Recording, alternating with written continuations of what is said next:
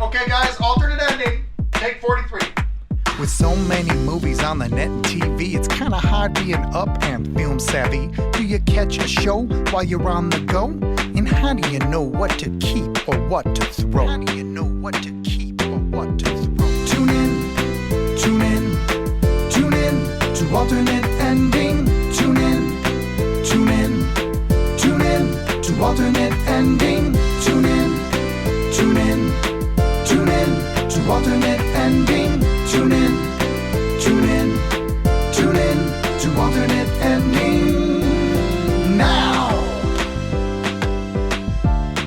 Please give a warm welcome to the hosts of Alternate Ending.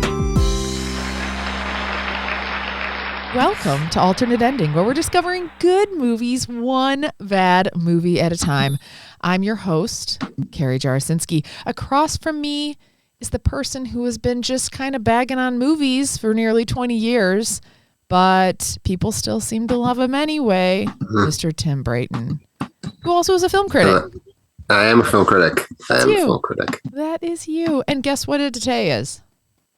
Today is Halloween. Unfortunately for our listeners, it's probably not Halloween anymore. It might be. It might be depending on our efficiency.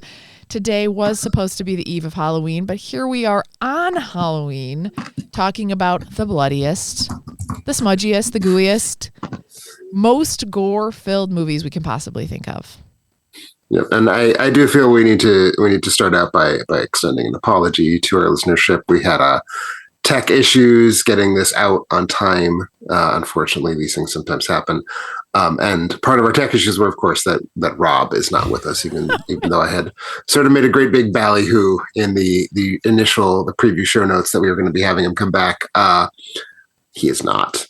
He is the one who knows how to run things. He is our tech guy, I will say. And I will say it's been a tech downhill ever since he hasn't been able to join us as frequently. But here's the thing that it's coming out of it. I think you and I are character building right now. Maybe? I think if those characters are like a pair of slasher killers who are going to be like dumped in a well at the end of the movie, then maybe yes. Yes. I'm not building my own character as a human being. But you are building my confidence one word at a time. Therefore, that's what I'm trying to do. I know you are. And it's really early in the morning for us. And people often ask us, you get that question, like, are you a morning person, afternoon, evening? And I can fairly say neither of us are morning people. I am the hell out of an evening person. Yeah. I am like sort of when I need to make sure I'm getting good work done, like on my dissertation, for example, I usually try to schedule time at like 1 a.m. to do that.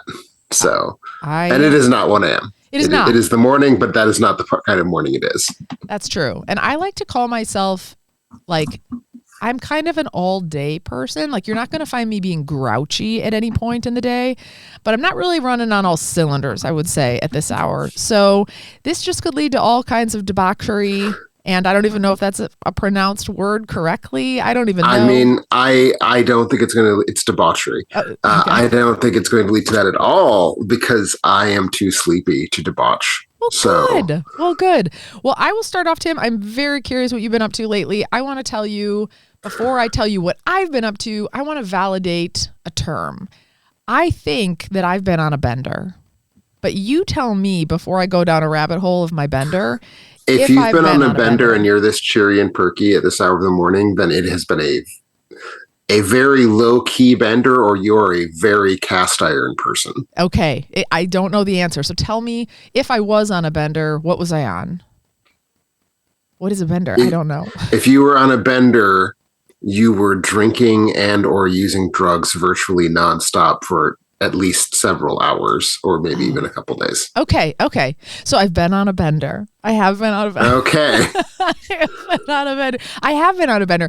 I am completely exhausted right now. I went out to New York for work I don't even know how many days ago. Several days ago? 10 days ago? I don't even know.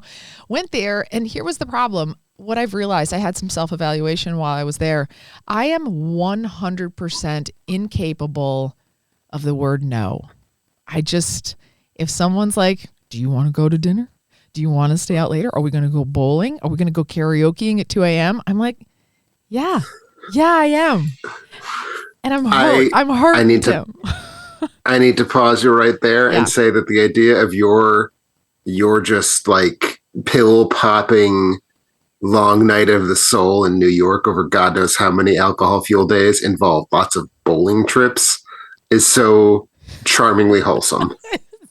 There was bowling. I also want to tell you, I'm with a lot of people in a generation below mine, or, they're like maybe 10 to 15 years younger than I am. I feel really compelled, and I don't know if you experience this, to let you know that I still can hang. Like, I want you to know that I am still. Oh, I am the exact opposite. I was so weirdly empowered by turning 40. Yeah. Which you haven't done yet. And it'll change your life for the better. 40 is the new whatever. That like opened this magical door where when people asked me to do something and I didn't want to do it, I could just basically be like, no, I'm a middle-aged man. My body will shut down if I do that. Go fuck off. And like the ability to do that, the ability to no longer care about seeming to be young became such a beautiful thing for me. Yeah. And now I'm walking around and the kids are talking about whatever music they're listening to. And I don't even feel like a twinge of, I have no idea what they're talking about. I'm like, I'll bet it's shit. I'll bet those kids are just dumb little assholes who like shit music. And I just walk past them and I don't even think about it. It's great. Here's the thing, and when they're talking about drinking the alcohol, I'm like, yeah, you probably would. You're probably going to end up in a gutter, you whore. And I just walk past them. You're going to die. Your liver's failing probably. The difference is you were this person in your 30s. You just felt empowered in your 40s to shut it down. I now no longer feel any modicum of guilt about it. Yes. Okay. And the problem is where I'm at right now and have always been fueled by these things. I feel the need to like attend. I feel the need to participate. And here's the other thing. As I'm cruising into my late 30s, I want to let you know, I went into this bowling event and I was like, I am the worst bowler that's ever existed. I usually average like a 45, I would say, roughly. I won with a solid 83. Well, you were not playing people who were taxing your skills then.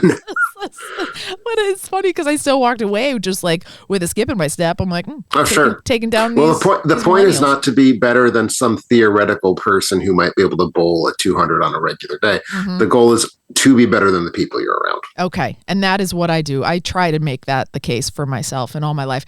But yeah, I 3 days in New York, every single night out really late. And then it was 10 days like 2 minutes ago. I know it was 3. It feels like 10. I was going to say there were 3 very packed days of bowling and angel dust and God knows what else. I did not do a single dust, but I also want to let you know. Did you go skiing? If you know what I mean. I actually don't know what that means. Is that no, I that don't is know. a euphemism for ingesting powdered cocaine through your nose. Oh, I didn't do that either. No, I'm not a skier, if you know what I mean. Okay. So I'm going to start using that. See, you're trendier than you think. You probably would have hung out. They would have known what you were saying. Because I use slang terms from the 70s. I think you would have hung better, but then I don't use cocaine. Jesus Christ. No, nobody was using cocaine. There was no cocaine. This is not like a very fun New York weekend to me at all. It was fun. There was the bowling, like I mentioned, the score of 83. And then I was like, oh my gosh, it's probably time to go home. It's midnight. I'm like, gosh, don't you guys have anywhere to be? And they were like, well, obviously we're going to go to karaoke. So we head off. And at midnight, I had a 6 a.m. flight the next day. It's now midnight. And they were like, let's go off to karaoke. And I want you to know that I thought about you. Because they were all picking all these Henry Styles songs and I don't even know who else. I don't even know what songs they're singing.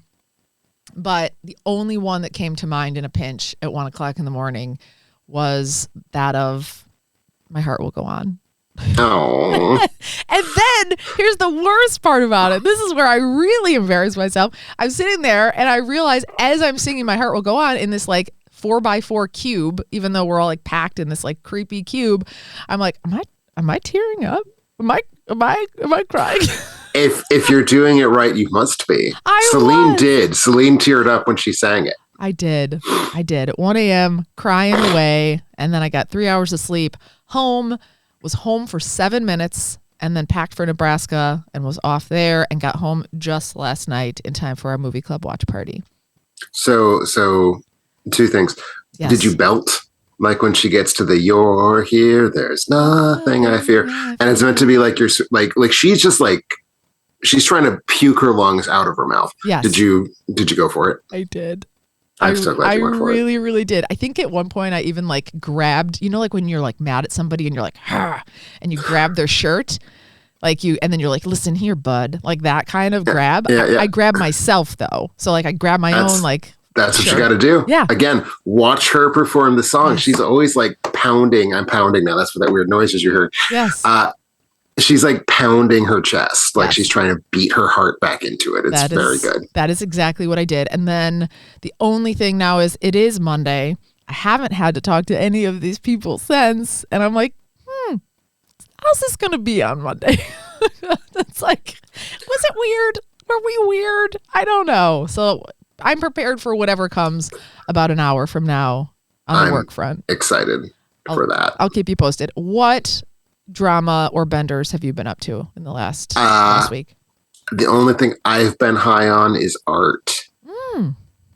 So it is Halloween weekend, and I do need to ask. I'm going to ask a question for later, for like, when I'm done telling my story, I'll go back to you. Okay. You have 2 children, and Halloween is the weekend to watch your children dress up in costumes and play and be spooky and whatnot. So I need to know what you're doing for Halloween, / if you're doing anything for Halloween, if you're so busy being a New York lady about town, replacing all of your blood with God knows what kind of chemicals, if you're too busy doing that to care about your children, which is a choice I would support.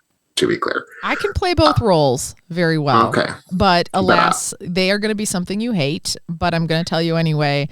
They are going to go as 2 of the Sanderson sisters from Hocus Pocus.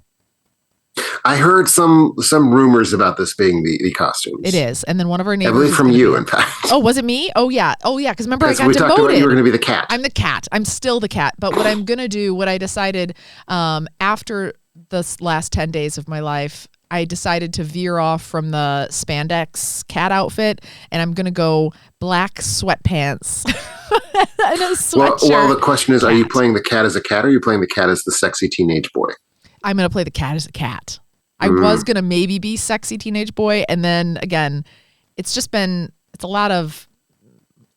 a lot of inflammation probably in the last 10 days. So now again, I'm going as sweatshirt, black sweatshirt cat and wearing yoga pants, but I'm going to paint my face really cool with little whiskers. And I think I'll probably look a lot like your cats. You're going to paint your face black. No, like just my You're nose. going to wear a black face. No, I'm going to just do the tip of my nose and some whiskers and maybe darken my eyebrows and face. But you won't look like the cat, because the cat doesn't have a Caucasian face, Carrie. The cat has a black face. So okay, I don't. So I think that's what you should do. So I'm gonna edit take pictures. I'm gonna post them to social media. I'm gonna edit this out. I do no such thing. So I shouldn't paint my face black. I'm not telling you. You're an adult. You should do what you feel is right. But if you were gonna be a cat, what would you do? I painted my face the color of the cat I was playing. That's what I mean. So should I paint my face black? I mean, if you're playing it, you have no choice. Sounds like to me. Okay. Well, I guess I have to. I am going to be very upset with you if this goes badly. But accurately, it's a black cat.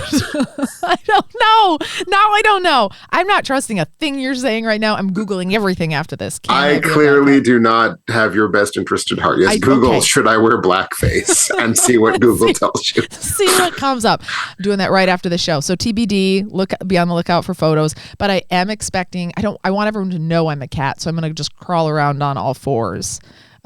For the rest of the day while the kids are trick-or-treating. But alas, what are you going to be? What's your plan? I'm not. My Halloween festivities are now in the past. I will be spending the spookiest day of the year grading. So that's a very exciting thing for me. But I did on Saturday of Halloween weekend here in Madison, the band Claudio Simonetti's Goblin, which is not the same as the band Goblin. The band Goblin no longer exists, and Claudio Simonetti's Goblin is a legally distinct entity that has been founded by Claudio Simonetti, of course, who is a member of Goblin. But this sort of official cover band starring the original frontman anyway is touring North America, playing one of their best known, or one of Claudio Simonetti's at least best known compositions, which is the soundtrack to Suspiria, whilst the movie Suspiria is playing. And so on Saturday night, I got to see Suspiria live in a concert hall with Goblin playing the soundtrack to Suspiria. And it was so good. Was it? Oh, that sounds like amazing. It's all this like loud, angry synthy prog playing really, really loud. And I felt so happy the entire time it was happening. Did you already said where you saw it? Where was this playing again though? It was playing in Madison, at least at the Orpheum Theater. Oh, okay. But it is currently touring North America. Actually, in my Letterboxd post about the film, I dropped a link to it. But they're going to be touring North America, mostly U.S. dates, but a couple places in Canada, through December. So you can get into the Christmas spirit by seeing Suspiria with live Goblin music, plus a set of soundtracks from other movies scored by Goblin. So they have the theme from Tenebrae, they have the theme from Phenomena, Deep Red, Demons, your favorite film. Love Demons. I know you had such kind things to say about Demons. But it was a really fun experience. Again, just loud ass metal-y prog music being blasted into my chest very loudly. I had a phenomenal time. And it's always nice to see Suspiria. Like, it's always the right choice. And I haven't seen it with an audience in some years, so that was a nice thing to get to do. So we did the same thing there, only with, I think it was one of the Harry Potter movies. I think it was like Harry Potter 3 or something like that. They did that. And I loved it, but at the same time, the band was the orchestra was so amazing that I almost lost the fact that there was live music playing, because it melded into the movie so well that I was just entranced by the movie then. And I feel like it was just so polished that, I don't know, it just felt like I was in a place with a really good sound system. Okay. But I thought it was super cool. Like, it was pretty amazing. So that's anyway. Good. Yeah, no, good experience. I've never actually seen a movie. I mean, I've seen silent films with live musical accompaniment, but that's different. I've never seen a movie with its own score being played live. So that was a very fun new experience for me. But no, that was sort of the extent of my Halloween shenanigans, other than watching a ton of spooky, scary, or maybe just gory movies, which I have been filling up this week with. And speaking of gory movies, that's what we're here to talk about. Are we ready to segue into talking about our top 5, or do we want to waste another 20 minutes bantering first? Gosh, it's really a hard call, but because Rob's not here, smooth, there's no grown-ups to control the flow of conversation. I know. We could talk all day. So alas, we will talk about our favorite, goriest movies. I will also say these don't have to be our favorite movies, right? These are just the goriest. So these could be terrible movies. They could be awful. We could hate them, actually. But I mean, they have to be gory. I think that you are telling me something about your top 5 list. I hate them all. I hate my whole list. The whole thing. I What's mostly your criteria? like my list. Okay, so but what By makes mostly, I mean gory? 2 of 5. By 2, I like one of my movies. To make a gory movie, though, to be truly, truly gory, what does it have to entail? What does it have to have for you? It has to have gore effects. Okay. Well, if that's already specific. Gore effects. I don't know what that means. I mean, it needs to not have actual humans being dismembered. I mean, I guess if it did, it would be indeed a gory movie. Exactly. It would not be a movie that I would care to watch. Okay. All right. Well, tell me more. What were you looking for, though? What are the things that jump off the page at you that make it gory? Basically, I want more than less gore. So if it has one, this was actually a question in my brain. I will give you a specific case I tried to resolve. The motion picture, there are two films by Lucio Fulci, Italian film director. The Beyond and City of the Living Dead. The Beyond has more gore effects, I would say. It has a broader array of terrible, gory things across its running time. City of the Living Dead has the specific single gore effect that I think is the most disgusting and unnerving and gory and whatnot. So in my brain, I then have to resolve this question. Am I going for it just has a lot of gore, or the gore it has is sort of really, really excessive? And that ended up being somewhat of a push because I ended up putting a different Lucio Fulci film than those two on my list. But I think I would have broken in favor of The Beyond. So for me, it needs to have a lot of gore. Okay. Like not just one showpiece gore effect. It needs to have a lot of gore, a lot of stage blood, a lot of fake and or animal intestines being flung about and perhaps gnawed on by various people. I will also say I put in basically an escape hatch. An honest list for me of the 5 goriest films I have seen would be 5 Italian cannibal movies. And that was going to be a boring list. Yeah. So I have not, in fact, put 5 Italian cannibal movies. I have put 1 Italian cannibal movie. Thank you so much. Just because they are such excessive movies. They're sort of notorious for having live animal butchery on camera, which is its own form of gory. It doesn't just have to be human gore. It can be our non-human friends being carved and God knows what being done to them. But even the human gore in those movies tends to be pretty detailed and pretty long lasting. So only 1 cannibal film. Okay. All right. And would you agree with this criteria? Because it is my own.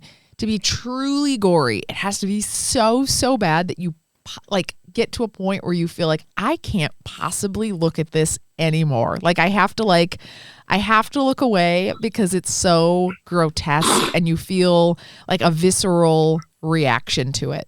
Do you feel like that's part of your criteria? I don't have that reaction to screen gore. Oh, I do.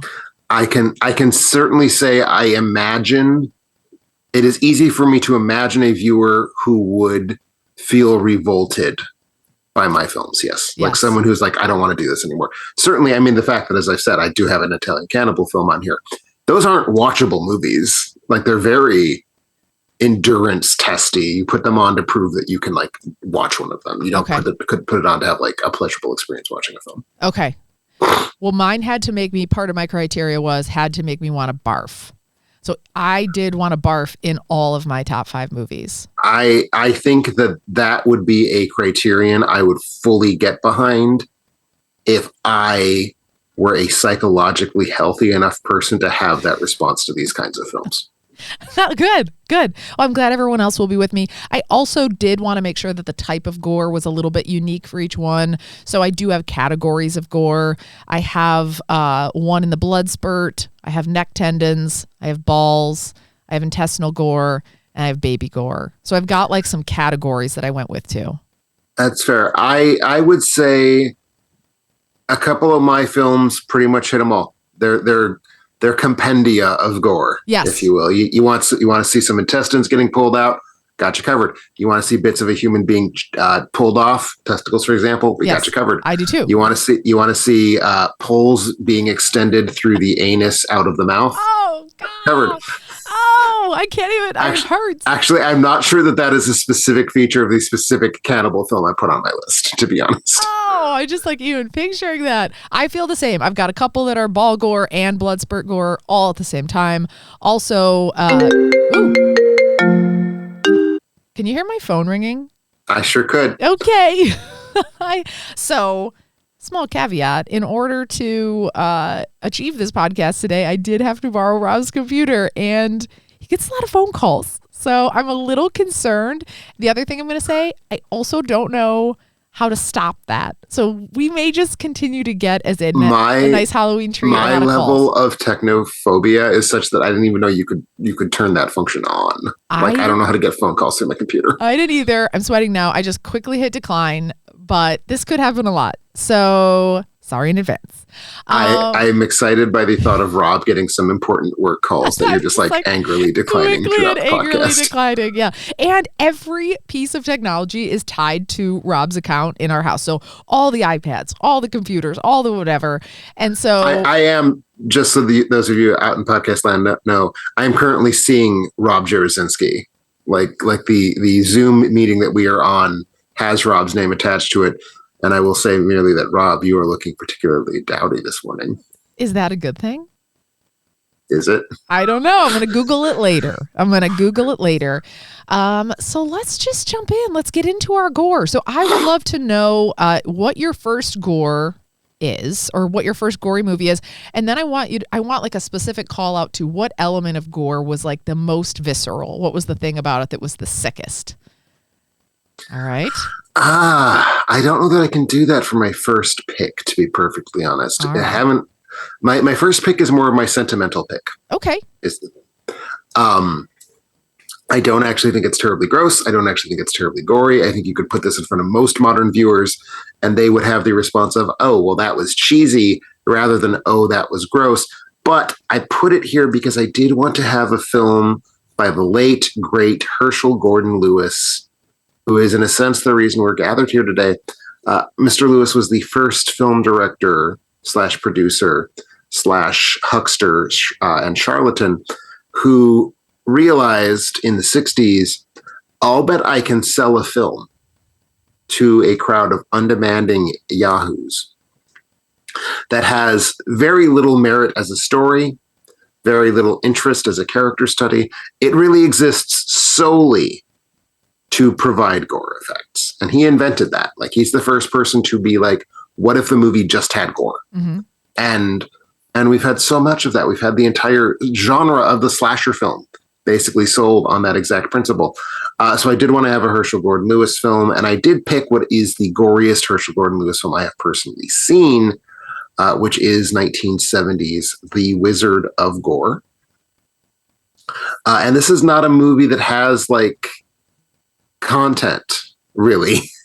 It is about a couple of people who are trying to investigate a stage magician whose show involves hypnotizing people and then like dismembering them on stage. And then they're fine afterwards. It's like, wow, how did he do that? How did he make it look like that person was just dismembered on stage? But what it turns out is he's not actually hypnotizing. What the hypnosis basically consists of, he's tricking us into not realizing that he is literally dismembering someone on stage. So every time he does his show, and he does it like 3 or 4 times across the movie, it crosscuts between watching someone just being sort of very politely and calmly carved apart to screams of shots of them like screaming and writhing as they're like being just pulverized and turned into giant piles of meat. And it's not very convincing, and it's certainly not very entertaining, but it is very relentless. And I wanted to tip my hat to the godfather of gore, as he was known, Mr. Herschel Gordon Lewis, for making such a totally uninteresting but terribly, terribly violent film.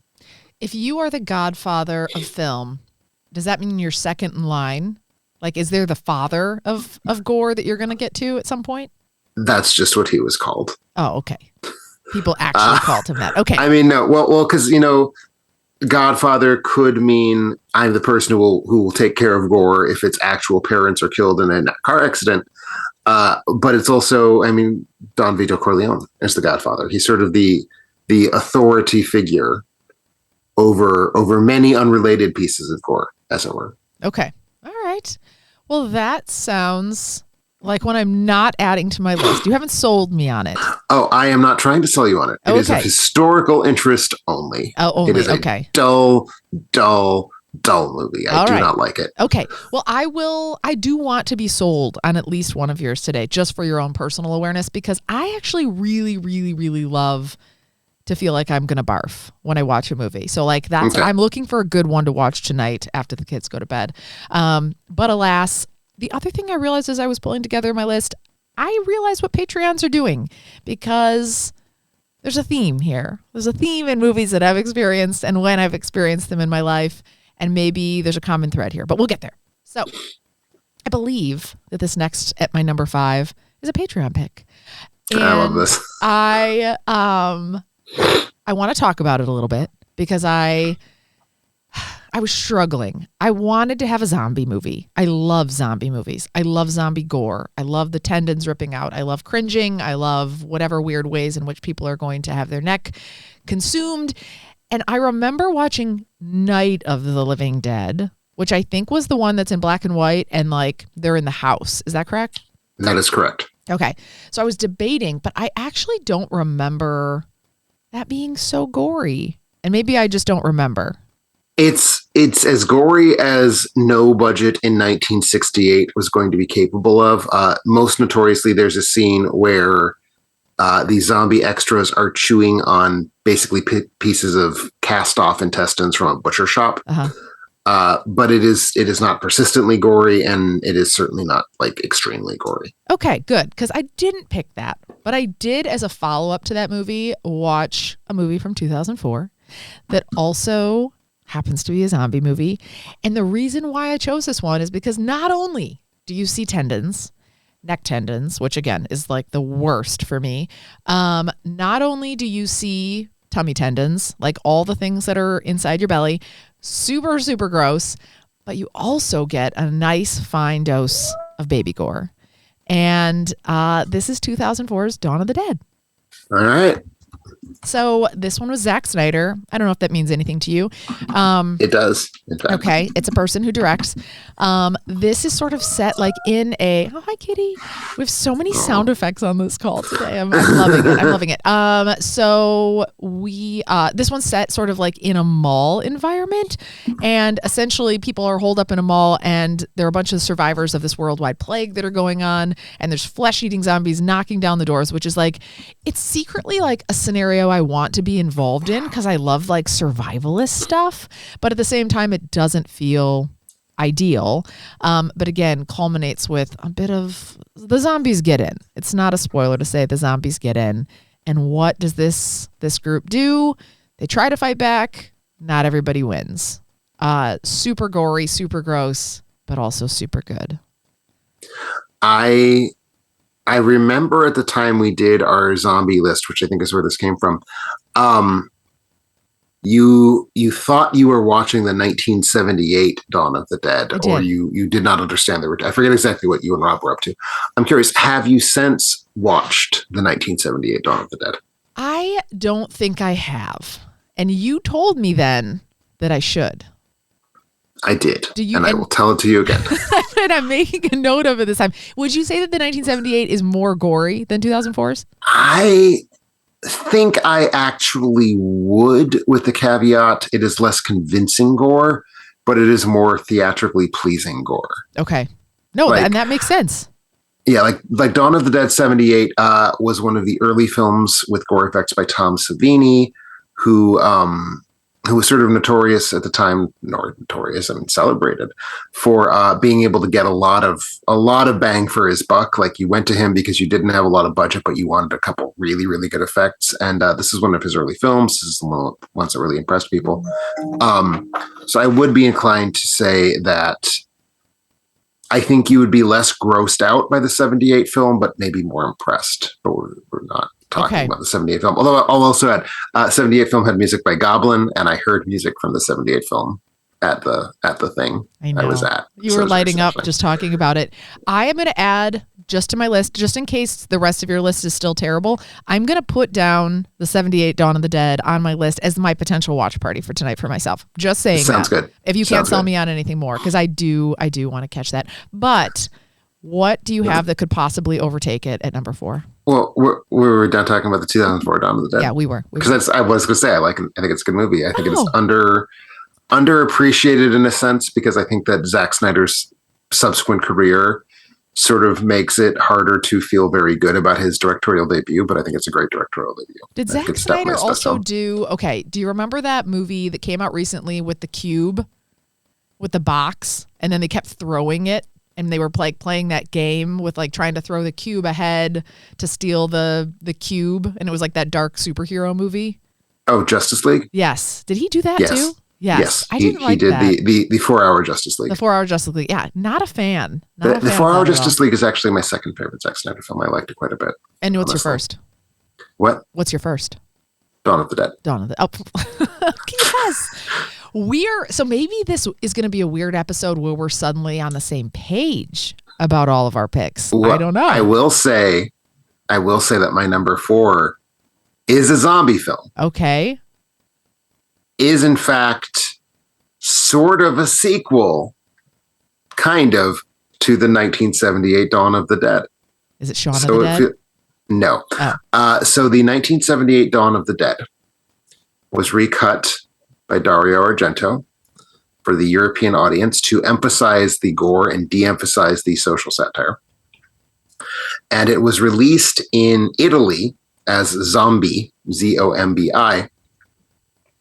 And it was a major hit. So the distributor was like, let's make more zombie movies.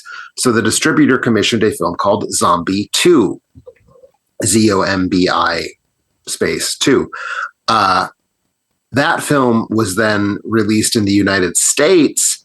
But since there had been no Zombie 1 in the United States, Zombie 2 was released as Zombie 1.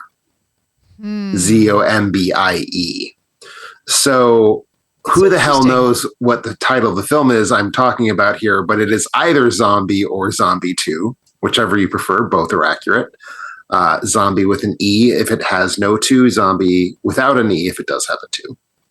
Okay. I'm tracking with you. I was wondering why you continuously were spelling zombie, but you're saying they were spelled differently. I'm saying if it is Zombie 2, it does not have an E. Okay. If it is Zombie, it does have an E. Either way, it's a 1979 film by Lucio Fulci, a name that I've already dropped many times because he made gory ass movies. And I think I am ready, and it took a lot of soul searching and a lot of pondering. I think I am ready to call this the Fulci film I like the most because of its gore. And I will say, unlike Wizard of Gore, a movie that I think is boring shit and won't watch again, I do fucking love Zombie 2 / Zombie. I will henceforth refer to it as Zombie 2 for the record. Okay. But I'm a big fan of it. It has some absolutely choice gore effects, of which you asked me to single out my favorite. Fulci has a career-long obsession with close-ups of eyes being pierced by spikes or sticks or daggers or whatnot. It's one of his things. I would be tempted to say that the one in Zombie 2 is my favorite of all of his eye piercings. And right now you should see the look of anguish on Carrie's face. Like, it looks like I just gave her a big plate of dog shit and was like, hey, take a big old whiff of this. I actually, even just saying the word eyes, like, is a trigger for me. It's a trigger word. I have like eye phobia, like in all forms. Well, then you should be grateful that this movie shoves things into those eyes so you don't have to be phobic of them because they're not there anymore. Oh gosh. So you're seeing contact with the eyeball. Oh, more than. You're seeing slow, lingering, loving insertion. Oh, kitty cat, don't stand there. Gosh. Sorry, my cat was about to destroy my keyboard. It's fine. Rob would be horrified, but when I'm hosting, I love seeing the cat. So let me tell you, I actually think eye phobia is genetic. It's a genetic disadvantage that we have. My mom has to have cataract surgery in a couple days. So on the way back from Nebraska, she was like, oh, shoot, I need to put these special drops in 3 times a day. So we had to pull the car over to put the drops in. She's like, I want to let you know I might hit you in the face. Like I might. And I was like, Mom, it's just a drop. And so she was like, no, this might not go well. So I think she's kind of joking. Like, I don't love eyes either. Like I can't put anything in my eye or touch my eye.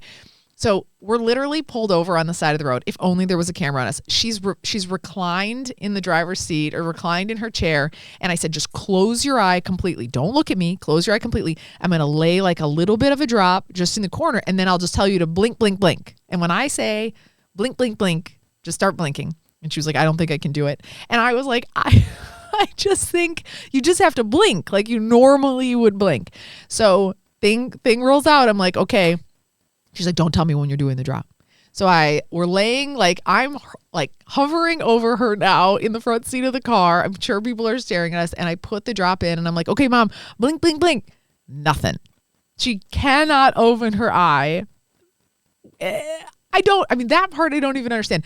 Refuses to open her eye. She's like, you're going to have to pry it open. You're going to have to pry my eye open. And I was like, Mom, I'm not going to pry your eye open. She's like, you have to. We've got to get the drop in. You've got to pry. So now I'm standing there like hovering over my mom, like aggressively trying to like pull her eye open to drop this drop in.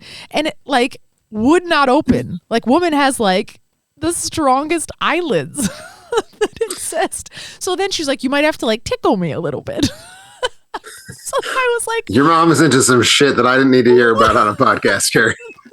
She's like, I can't open my eye. Like eventually, like over time, I think like a little bit like seeped in, and she's like, I think it's enough. I think it's fine. And so we went on, and I'm just like, I have this from her. Like it's not as extreme, but anything eye related, even close, I've never even actually visually seen in a movie, because if it even comes, like if I think an eyeball situation is coming, I'm out. I've already like covered up. I'm not watching anymore at that point.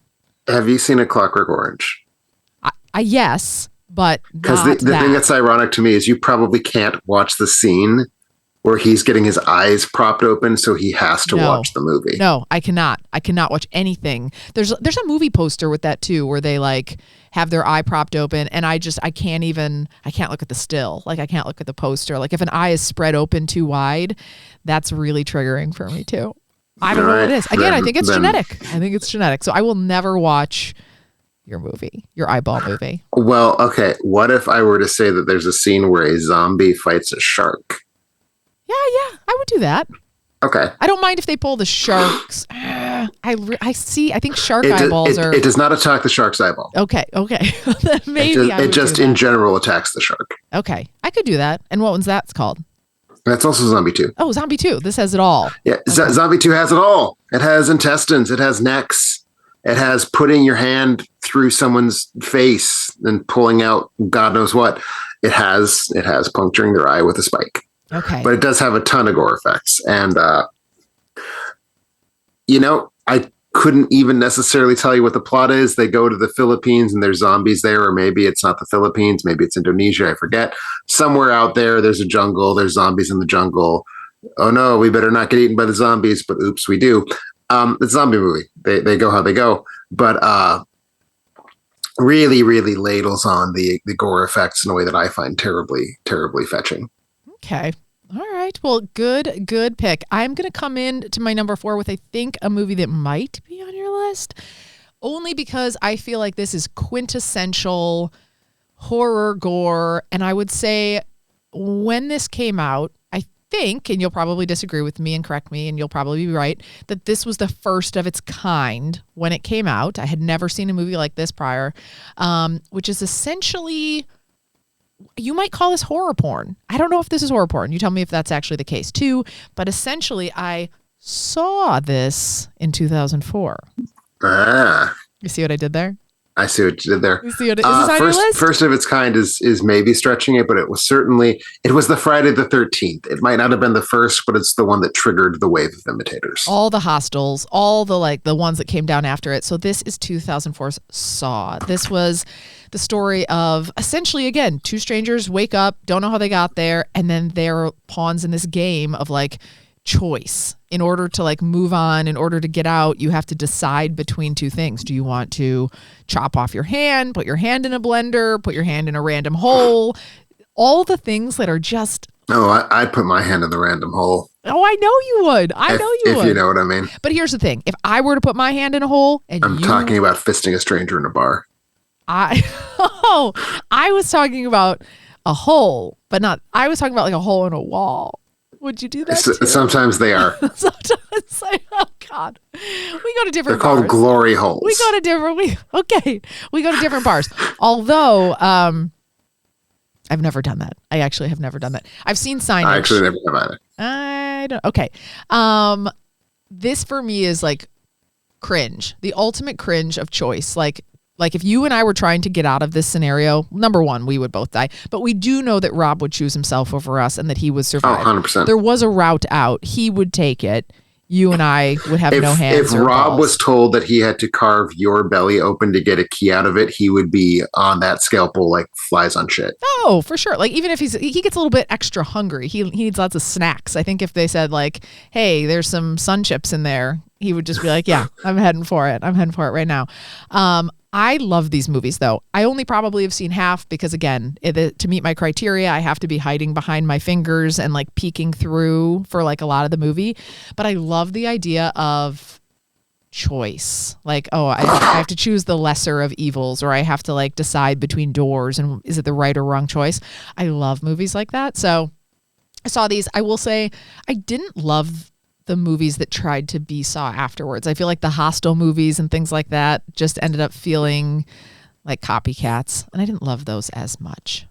That's fair. I don't care for the genre. I find it tedious and somewhat unpleasant. That being said, I have seen all the Saws, so whatever. I did have the mental game if I was going to pick a Saw. Mm-hmm. What is the Saw I would pick? And I think because I actually don't remember which specific film a certain gore effect is in.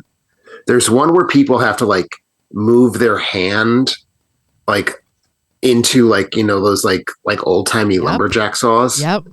And they have to like cut into their hand with one of those. Yeah. And that's either 4 or 5. Okay.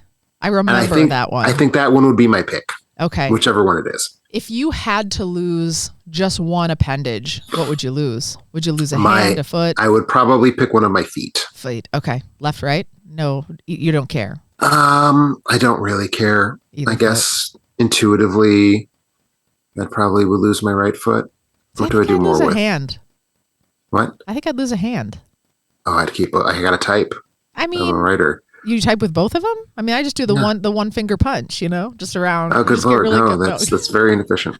I don't do that. I'm not 5, but I could adapt. I feel like if you lose a foot, you're automatically losing mobility. You can navigate around with one hand easily. I mean, look at all those 3-legged dogs that do just fine. I would love to see you navigate that. But alas, that's my number 4. And it's just getting gorier for me. So what coming in at your number 3? I think that there's a chance of 2 overlaps that we have in the rest of this list. I am confident there's not, but I will say the one that might be overlap, and it was sort of the only one I thought might be overlap when I made my list, is my number 3. So let's find out. This is certainly the most watchable film on my list. And that is because it is at least as much a comedy as a horror film. It was designed when it was new to be sort of the bloodiest film ever made. It held the record for the largest quantity of stage blood. And that's sort of why I put it on my list. It's why I put it high on my list. It's gross. It's super gross. Generally, again, in like a funny, ew sort of way, and not in like, oh my God, I feel my stomach sort of churning and rumbling. But I do think it would probably be you might feel like you needed to throw up, especially during a particular scene where a woman is rotting into her lunch. And we see like bits of body falling into porridge and whatnot. Because it's about zombies. Okay. So it's a zombie movie. Mine is sort of, I always call it zombies, but I think it's not zombies. So I don't know if this is an overlap or not. This is the one I have in mind is clearly a zombie movie. Okay. The one I have in mind is the 1992 gore comedy Dead Alive, aka Brain Dead, an early film by director Peter Jackson, who somehow within 10 years of making this film was given $300 million to make Lord of the Rings. Oh, he did. Did he do 1 for Lord of the Rings? What? Did he do Lord of the Rings 1? He did all 3. He did all 6 if we count the Hobbits. Oh, I bet he's doing well. He is not in need of money. Yeah. But his sort of breakout outside of his native New Zealand was Dead Alive. Extremely gory, extremely silly zombie movie, where basically the goal was be as excessive, as over the top, as disgusting, as fun. Like he's trying to have fun here. He's trying to trigger that response, not of like deep set horrified revulsion, but of sort of a kind of gleeful, oh, that's so gross. Mm-hmm. And I think he gets there frequently throughout this film. A lot of really gross stuff happens in here. Zombie effects that maybe are more enthusiastic than they are convincing, but they are certainly very wet. There's certainly a ton of blood. And there is a climax that has one of my favorite set pieces in a zombie movie. I won't say what happens because I don't want to spoil this movie for you, but I will say that it involves a lawnmower. Is this the one where there's a scene where there's just sort of like a pile of human goo on the ground? I mean, there is a pile of human goo. That's a tough phrase to say. Holy crap. Human goo. There is goo. There is human and goo. It was made of humans. I think you are severely underestimating the capacity for the zombie movie and the Gore film to have piles of human goo. If you think there is the film that has a pile of human goo. So I'm not sure this is a substantial one. It might be. This was substantial because I was poking around a little bit because I was like, I want to make sure I've got really gory movies. Like, am I missing anything? And when I was poking around, I was like, ooh, I wish I could put Dead Alive on my list because I saw some really, really graphic pictures that my kids can't unsee over my shoulder. And I wished I had seen it because it looked super, super gross. I will say, I think I was around the age of your eldest the first time that I saw footage of this movie because she's 11 now, right? Yeah. I think I was 12. Okay. I didn't see the whole movie. I saw like a little piece of it while my dad was watching it, and I was like, okay, that's good shit. This is why you and Abby would get along. I think she's going to be a weirdo. She likes gore. Like, I think she likes gore. A child her age should. So I'll tell you what she does. And I think this is sort of like, I think it's like maybe sociopathic. I don't know. It's something. You can tell me what it is. We drive on the road now, and she knows that like if there's like a substantial piece of roadkill, that I will not go that way until I think that road cleanup has like been able to get there. So like if I see something substantial, I will drive a different route for maybe 6 to 7 days. And then I'll like try it again. But like it's a hazard to all of us because I'm really closing my eyes past substantial gore so that I don't have to see it. So she knows that this is a thing for me. And she now points out roadkill like a weirdo. She'll be like, oop. Raccoon. She's like, that one was extra like gooey. Or she'll be like, oh, that one, that skunk had its head off. Like she knows that it's like upsetting to me and she thinks it's funny. And so I'm like, I keep telling her, I'm like, how can you look at that thing and sleep at night? And she's like, meh, I don't care. I mean, I will certainly say I also think it's funny and I would also do that to you. That being said, that does sound like nascent serial killer behavior. You do need to keep an eye on that one. I do need to. It's the balance of our kids. It's so weird to have this, which like, then I'm like, she knows that it's triggering for me. So she's like doing it. So I try to not react, but I'm also like, whoa, like deer, like, oh, like I get freaked out by it. Meanwhile, my little one in the back is like, again, like hiding under her jacket to not have to see any of this stuff. So again, I think she's a lost cause. I think it's Rob's genetics.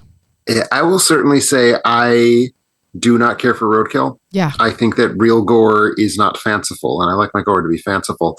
I try to avoid looking at it because it is disgusting. It is disgusting. A few weeks ago, I was actually with my partner and we were taking his dog for a walk, and there was a pile of what used to be some kind of animal by the side of the walk. And of course the dog was like, ooh, what is this interesting stack of blood and Christ knows what? And we were like yanking the dog away. But it was kind of hard not to be like, what could this conceivably have been? Because there was not enough animal left to make that judgment. But there was a fairly intact set of internal organs. And it was like, can we figure this? It was hard not to like gawk. I could not. There is literally no way. Like right now I have such a mental picture of what you saw. And I'm like, it was a deer. It was probably a deer. Oh, I think it might have been. It was much smaller. I think it was a muskrat. Okay. Smaller pile. Yeah, I just can't even. I would not have looked at it, and I would have probably called some sort of hotline to try and have them. Well, what was really horrible is when we walked back that way, because it was an out and back walk. The pile was gone. That's because I called.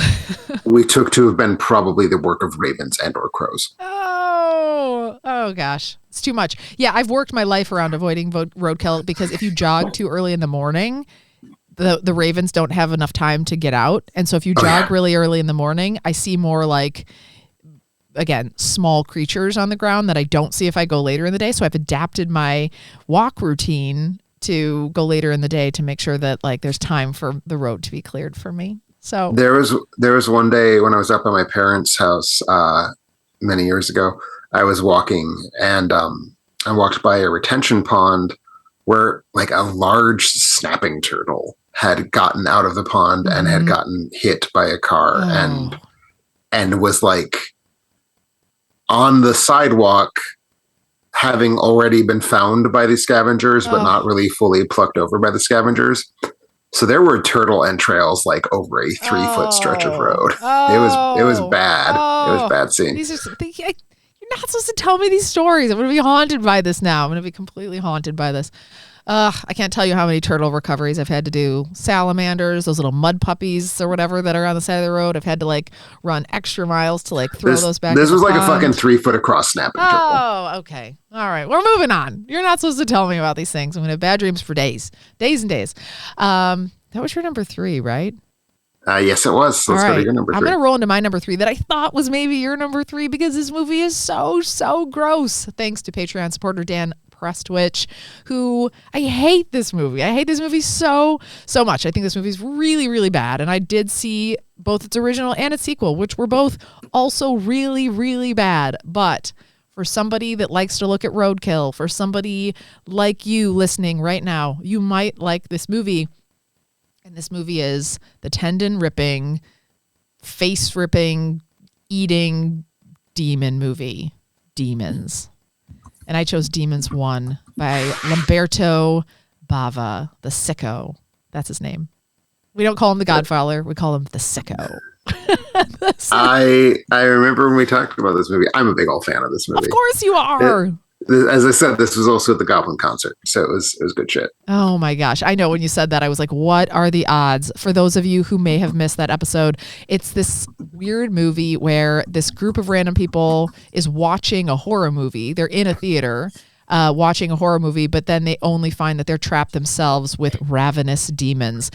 I remember feeling like when Rob and I saw this, that the effects in this, though, were just so practical and so good. Like, they're really good. Like, there were a lot of times where we're like, how in the world are they doing this? Like, it was really grotesque, but you're also kind of like intrigued, I would say, by the gore in this to be like, how did you do this? Like, it's really good gore, I would say.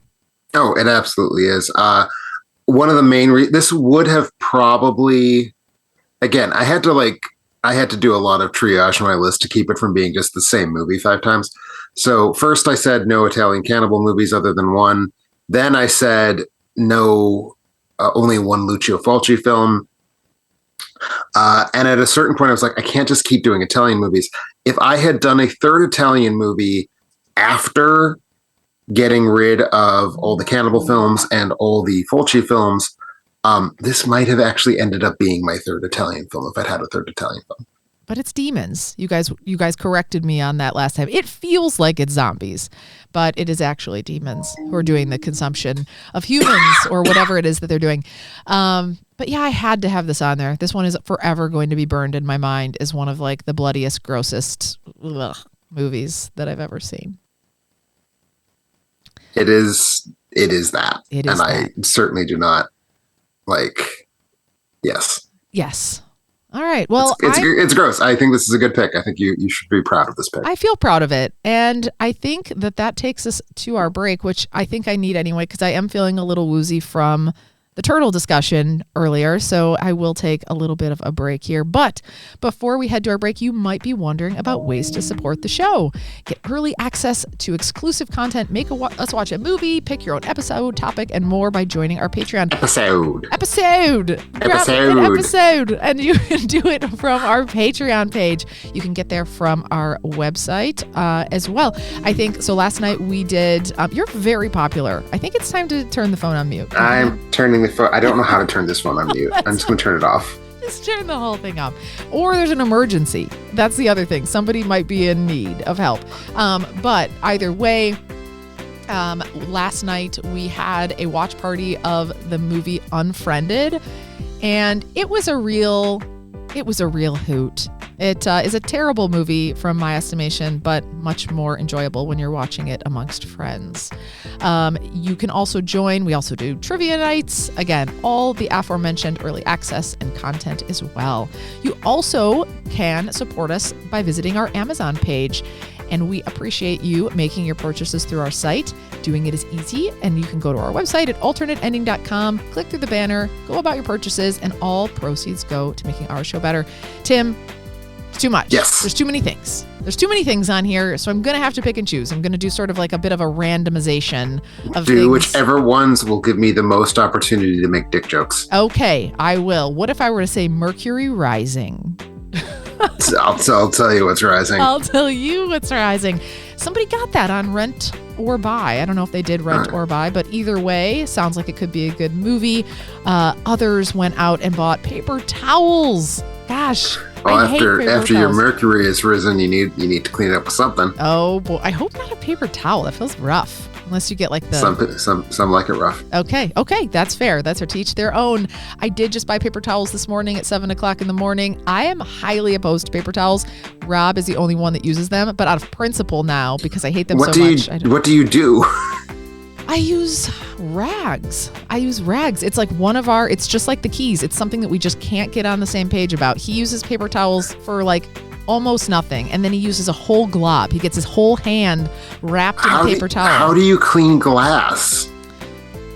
I don't clean my glass. I just take like when you clean your mirrors. I don't clean my mirrors. I just let them. Well, it's because you don't have fucking paper towels. I use a rag. You just use like a non what do you call that? Like there's like smoothing rags that you can get.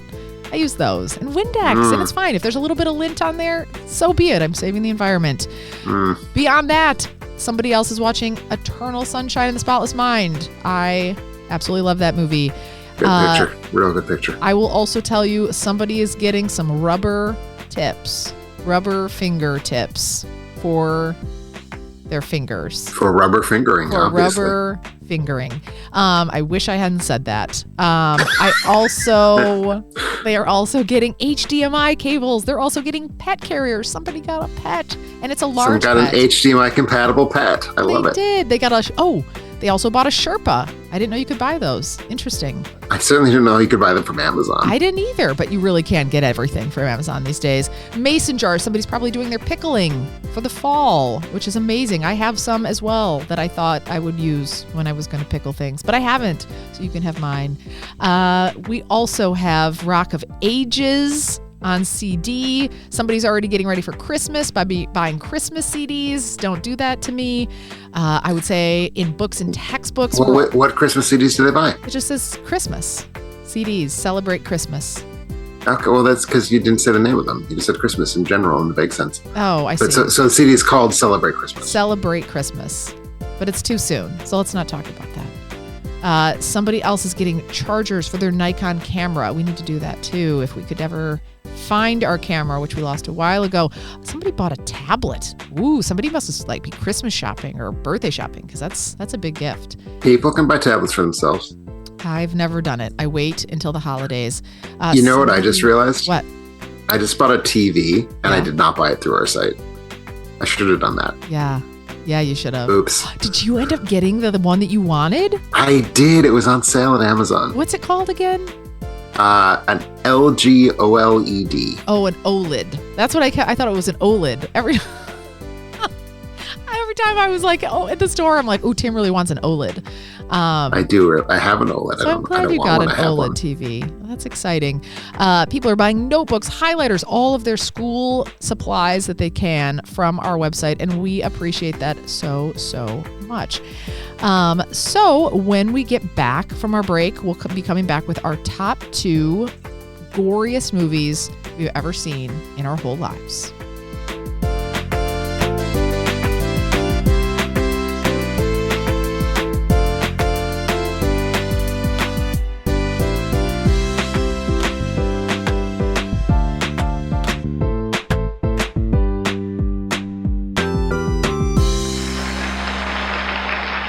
Welcome back. We're here talking about, on Halloween, our top 5 goriest movies of all time, rounding in with our top 2. Currently, I feel really good about my list, but it's only going to get better from here. So, Tim, give me your tendon gore. I feel like this one's going to be tendon pulling gore. I mean, tendon seems to be your all-purpose word for anything that happens inside the human body. So, in a sense, it is, yes. So, my number 2 is a film that sort of only has one gore effect, but it is a gore effect that takes a large portion of the movie to express. This is a film from what was called the New French Extremity movement, which was in the 2000s. French filmmakers basically looking at what the Americans were up to with torture porn and being like, oh, well, that seems like a good start.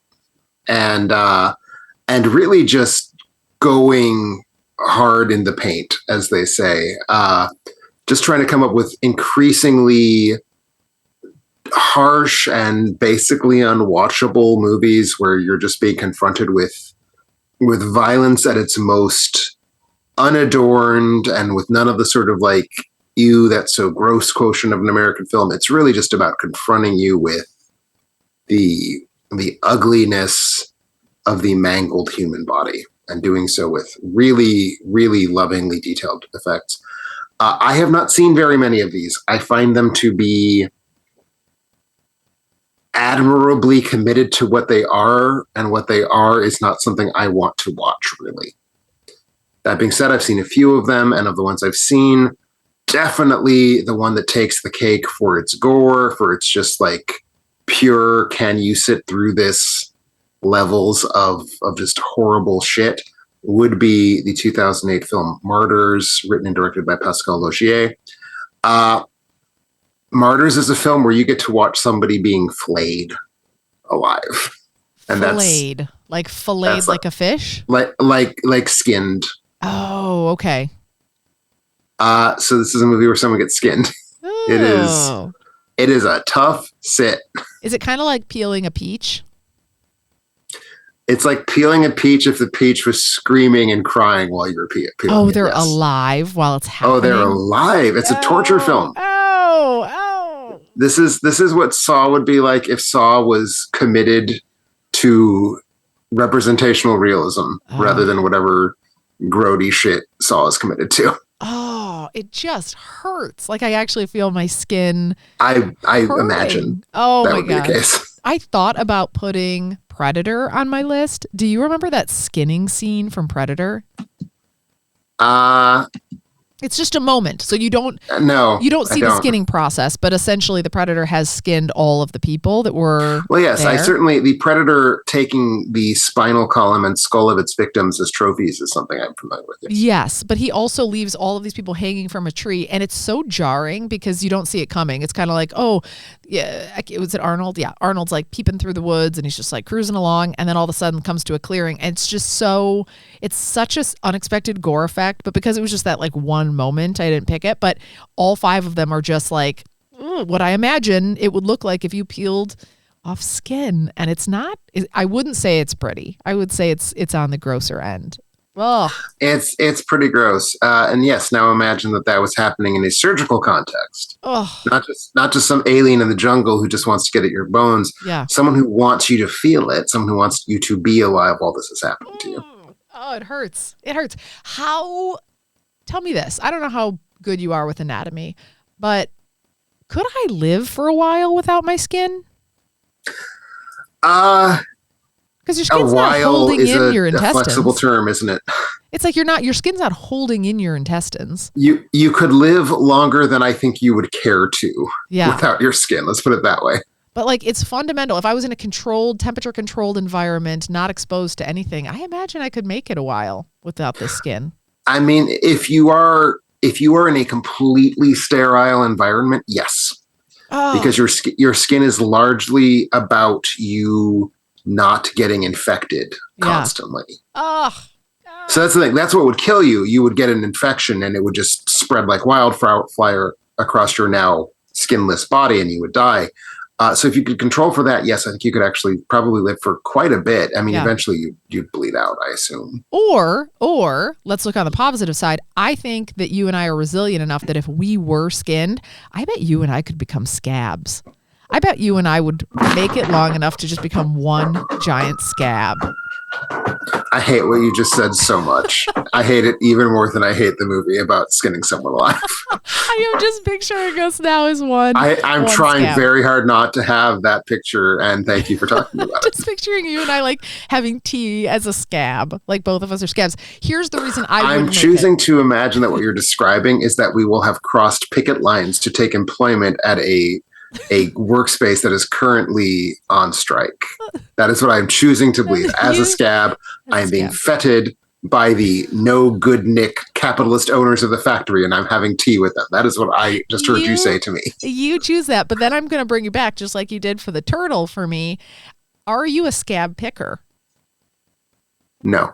Oh, and I am. I'm a scab picker. So again, you would survive as the giant scab that's crusted over, and I would pick myself then to death. I will say some of the Hellraisers, which are also movies that I pondered for this list, although I think ultimately the Hellraisers are less disgusting than they are sort of ethereal in their grossness. Yeah. Several of them have characters who have all or some of their skin removed. Well, let's not go there. They're also hell dimension demons who are like designed to live that way. So okay, all right, super, super, super gross.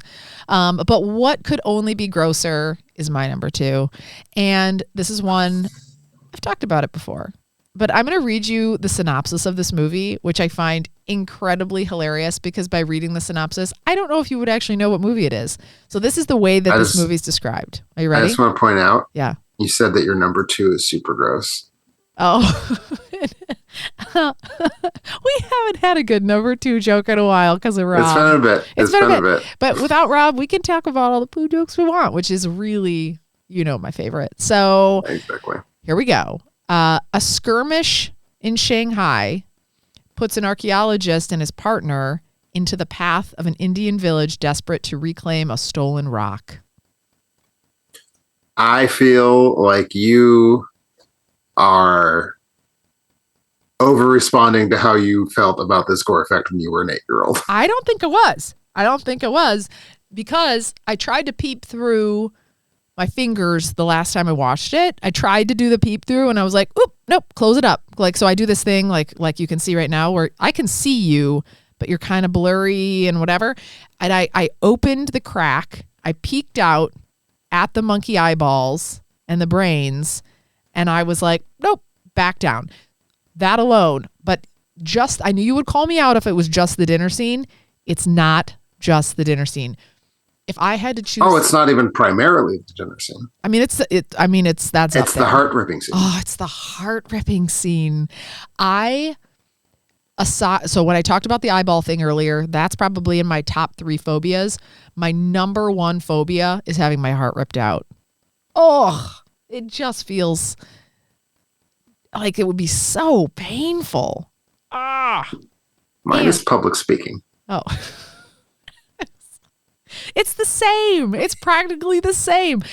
So here's what it is. I have phobias of the gap between my 2 chestal bones, my rib cage. It feels like there's a break in that space, and I feel exposed by not having full coverage there. So the idea that somebody could reach in and pull my heart out like they did in Indiana Jones and the Temple of Doom is one of the goriest, most horrifying things that I can possibly ever imagine. And I still haven't really watched the scene, even after all my 30-some Years. And Never that watched it. probably explains why you think this is a gorier film than Demons or Saw. Yes, it does explain that. It does explain it. Other people are nodding their head. They're like, I have this on my list too. I want you to live with the PG-rated family film Indiana Jones and the Temple of Doom is gorier than Demons. Steven Spielberg. Again, it depends on what your worst fears are. If your worst fear is having your neck ripped open and pulled out, to me, that's less scary than having my inner breastbone touched. And I don't like that feeling. It feels too exposed. So that's number 2, Indiana Jones and the Temple of Doom. And then don't forget about the eyeball scene. You were rolling right along and I was feeling really good. And then I feel less good than I felt. What? If this had been your number 5, it would have been like, oh, what a fun number 5. Like my number 5 was not a real pick either. No, but number 5 was Dawn of the Dead because that's again, Baby Gore is less horrifying to me than my heart getting ripped out. I feel like that speaks very well of your maternal instincts. I do. I think it does as well. Not on your list though. But no. I think there's no possible way that our number 1s can't match. I believe it in my heart. Refuse to believe you have seen my number 1. Really? Well, then you're missing. You're missing this movie. This movie, my number 1 is hands down worse than Indiana Jones and the Temple of Doom. I mean, your numbers 3, 4, and 5 were also worse than Indiana Jones and the Temple of Doom. So that should not take too much effort. That's an opinion you can have. My number 1 is the goriest. If this isn't on your list, then it's just, again, the list is incomplete. So are we doing your number 1? No, we're doing yours, but I want ours to match is what I'm saying. Well, because I told you my number, I basically said my number 1's a cannibal movie. Oh. Have you seen any Italian cannibal movies? No, probably not. Why would you have seen any Italian cannibal movies, Carrie? No. So the film that is notorious is Cannibal Holocaust. But I decided I'm not going to go notorious. I'm going to go for the one that I truly think is the most disgusting and unsettling and upsetting. And that would be a slightly later film in the Italian cannibal cycle. And I do say cycle because there were indeed many of these. And I've seen several of them because I'm not well. But for me, the most gory Italian cannibal movie, which therefore becomes almost by default the most gory movie ever made, is 1981's Cannibal Ferox, directed by Umberto Lenzi, who basically invented the genre with The Man from Deep River in 1974. And, these movies all have the same plot. You've got some people from Europe or the United States who are going to either the South American or the Southeast Asian jungles to be like, I don't know, do you think cannibals exist? Let's go to the jungle and find out. And shall we say, they find out whether cannibals exist. And they don't. And that is exactly the plot. They go to the jungle. It's very beautiful. They see a bunch of butterflies. They're like, well, this is boring. And they fly back home. The end. That's the plot of my movie. And you think that this is more gory than any of the other movies you talked about already? Yes, for 2 reasons. One, there really is absolutely nothing else fueling the story other than we are going to show you human bodies being butchered and eaten, often while the human body in question is living. Okay. 2, the cannibal films had a very notorious and earned reputation for my cats are going to destroy my house while I'm on this Zoom call. This is going to be great. In order to like get you sort of revved up and ready for all of the human gore, they generally have first acts, often into the second act, where you see unsimulated animal butchery, often of an animal that is living, like while it's being carved apart. And this is, I think, the thing that is most notorious about Cannibal Holocaust, which is ironic because Cannibal Holocaust is one of the very few where the main animal butchery scene is being performed on a dead animal. Okay. The cannibal films, by and large, are willing to be like, here's this monkey. We're going to torture this monkey to death. Like a real camera. Monkey. A real like one. They're torturing a monkey to death on a camera. Well, see, I don't like that. PETA does not like these movies. But they don't do them anymore. These are old, right? They're not doing this anymore. No, they can legally no longer do this. Oh, I couldn't watch that. That's sort of what gives the Cannibal movies the nudge above. But I mean, I also do think even the simulated gore effects are still pretty out there, and they are leaving very little to the imagination, shall we say. And I'm not bothered at all. The reason I don't have cannibal movies on here is that doesn't gross me out. I feel like I'm not bothered by cannibalism. I feel like that's kind of like, oh, just trying to get by. You're probably hungry too. It's not the cannibalism. It's the 4-minute sequence of the cannibals patiently disemboweling someone. But they're just trying to prep their meal for some nice stew, right? They're just trying to get... That's correct. Yeah. And I just feel like that's just like ratatouille for cannibals. It's like, oh, it's just kind of, it's just prep. It's meal prep. And I feel like that for me, that's not that bad. I think you can prove what a tough ass you are by watching Cannibal Holocaust and reporting back to us on the air what you thought of it. Okay. I have to decide between that or The Dawn of the Dead 78 or Cannibal Holocaust. I would go with Cannibal Holocaust. Would you watch it with me? It's shorter. Would you watch it with me or do I have to watch it alone? I am not confident I will ever rewatch any of the Italian cannibal films that I have already seen. And do you own this that I could borrow? No. No, okay. All right. Well, because I'm not confident that I'll ever watch it again. Okay. All right. Well, I will think about that and then see. Sometimes I say things that aren't true and I feel like it might be gross. It might actually be really gross. It sounds really gross and it sounds really gory. I'm by the way, I'm urging you towards the one that does not have so much animal torture, which is why I'm saying Cannibal Holocaust is the one you should see, and not Cannibal Ferox, which is the one on my list. That one I could not do. So alas, I sadly am going to go to my number one, and alas, we are not matching up, but it just makes us both wrong. Well, no, it's just you, because actually it's on my list. This movie should have been on your list. This is by far, hands down, unequivocally, the grossest, the goriest, touches on every possible element of gore that you could ever possibly imagine that's ever existed. And this also came from a Patreon supporter, Mr. Brian Fowler, who gave us the movie Hatchet. And not only Hatchet, there's many Hatchets, so I've seen them all. This is super gross. This is all the blood spurts, all of the... I saw somebody's whole vertebrae, they do like a scene where they just like cut somebody in half and then you like see both halves. Like it's like a piece of bread, like a loaf of bread sliced. And then like as it falls open, you just see like basically their entire spinal column just like halved laying there, just like spurting blood, tendons ripping. He's hatcheting people left and right, but he's not even just using a hatchet. He's using all kinds of tools in order to kill people. And on top of this too, I think it all culminated for me when in one of his kills, he's like cruising down the forest after he's killed the last person and something is dangling from the limb of a tree. And it was in fact 2 testicles dangling from a tree from somebody that he murdered. Like, when have you ever seen 2 balls dangling from a tree? Never. You've never seen that.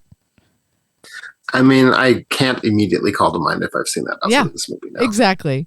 This is so gross. Like, I can't even tell you how gross this movie was. It's just like, it's a swamp man that's like out there and he's just in the wilderness and turns everybody's night poor by murdering them, all of them. And he's relentless. I mean, I will certainly co-sign this has some good solid gore effects. What you have revealed to me in this pick is that your ass needs to see more slasher movies. No, I disagree. Here's what I'm going to do. I remember Hatchet. I'll never watch it again. It was one of the worst experiences of my life. But what I will do is watch Cannibal Holocaust. And then I'm going to come back and I'm going to tell you if you were right. And I will try to be honest and tell you which one is grosser. But I'm telling you, it's going to be really, really hard to beat. That was just like pure blood, pure gore, pure everything. Pure I don't even necessarily know that you will think Cannibal Holocaust is grosser. I would say Demons, hands down, is a gorier film than Hatchet. So the fact that you have made the election that Hatchet is gorier than Demons tells me that maybe you and I just have different gore triggers. I think it is. And again, that spinal column and heart thing. I think it's bones. I don't like bones. There's a lot of triggers. We can all have our own eyeballs. But alas, at the end of the day, I'm just looking at my notes. It looks like my list was better based on what we've said today. But Rob doesn't usually make that call, but I will as the host of this episode. I mean, I'm going to have to say that Indiana Jones and Temple of Doom in and of itself disqualifies your list, but I will allow you to labor on it in your opinion. I will as well. Our winner this week was Felix Gonzalez. Let's see what overlap we had. Certainly not the goriest films ever made. All that is not really in my bag, but these films contain some of my favorite uses of gore in order from oldest to most recent. So Felix has The Fury from 1978. I don't know if you've seen it. Sounds good. Also has The Evil Dead from 1981. Also sounds pretty gory. The third, A Nightmare on Elm Street 3, Dream Warriors. I thought about this one. This is the one where the bed or the blood comes spurting out of the bed, right? I think that's Nightmare on Elm Street 1. Okay, well then I think Nightmare on Elm Street 3. You'd like this. It's one where a character's tendons are used as marionette strings. Ooh, yeah, that does sound good. That does sound good, Felix. At number 2, he has Audition from 1999. Okay. And at number 1, did not think of this one because I also haven't seen it. But number 1, The Passion of the Christ from 2004.